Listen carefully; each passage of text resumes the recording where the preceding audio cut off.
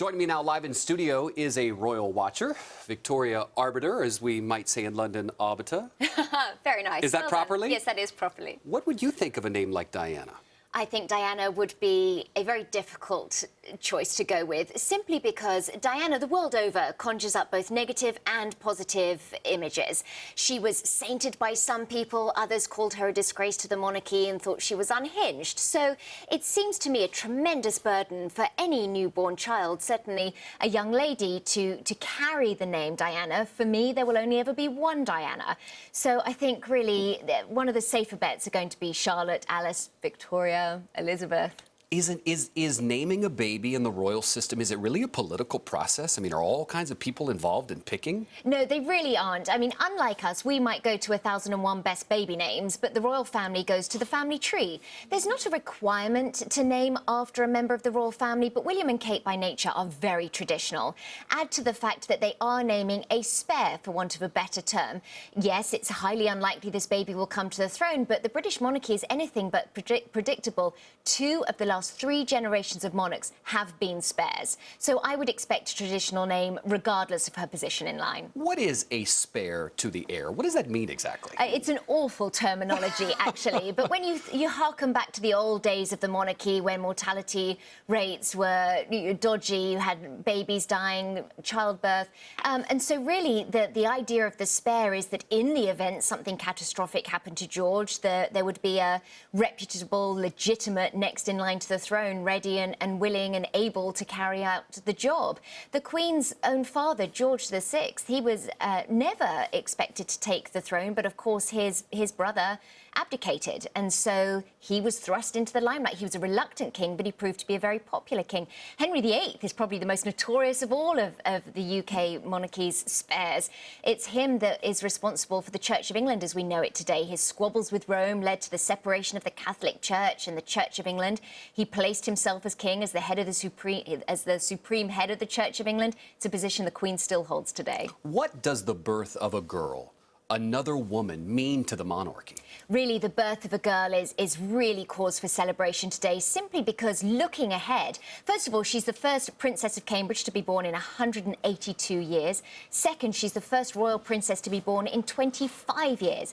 But Prince Charles has made no secret of his desire for a slimmed-down monarchy. Looking at his bloodline, Charles, William, Harry, George, there is no strong female presence in there. There is now. What do we expect today? So she's in the hospital. Young George has gotten there. By the way, is it part of the formality that he went to pick up George and then bring him back to the hospital to introduce him to his sister?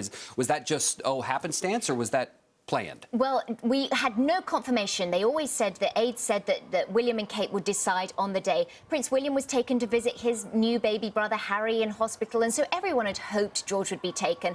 There are no guarantees with William and Kate, especially when it comes to George's privacy. So to have seen George arrive at the hospital is really big. But more, what I was struck by was the fact that William posed on the steps to the hospital. He was constantly talking to George, reassuring him.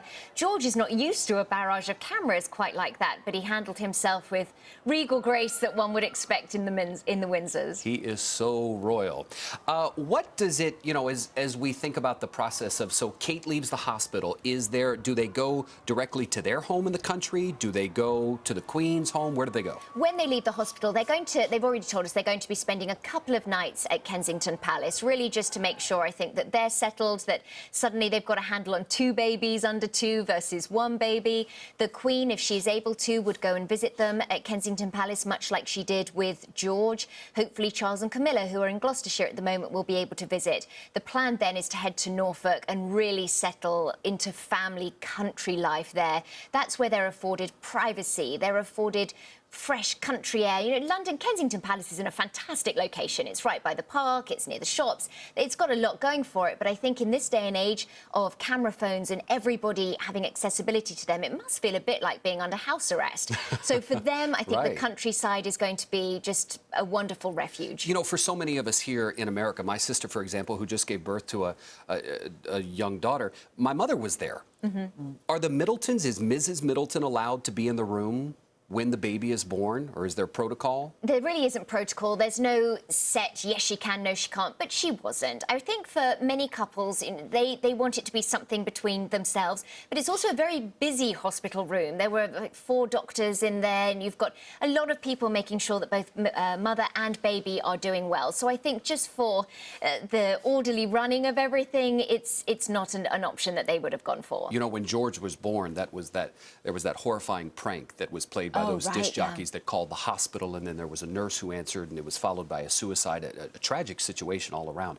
Were there any precautions taken this time to sort of avert that mistake, even though it was, you know, appeared to be accidental? It was horrific what happened last time round, and really it highlighted problems within the hospital system, because nobody should have ever got through to Kate's room. And I think really the staff just had not been properly briefed on what to do with a high-profile patient like that. The hospital said they were, clearly they weren't. And so this time around, I think there were lessons learned from that experience. I don't know that special precautions were taken, but certainly that highlighted to every hospital the necessary needs that must be taken with a high-profile patient. Do you have a name that you like? A name that I like, I'm going with Alexandra. It's the Queen's middle name.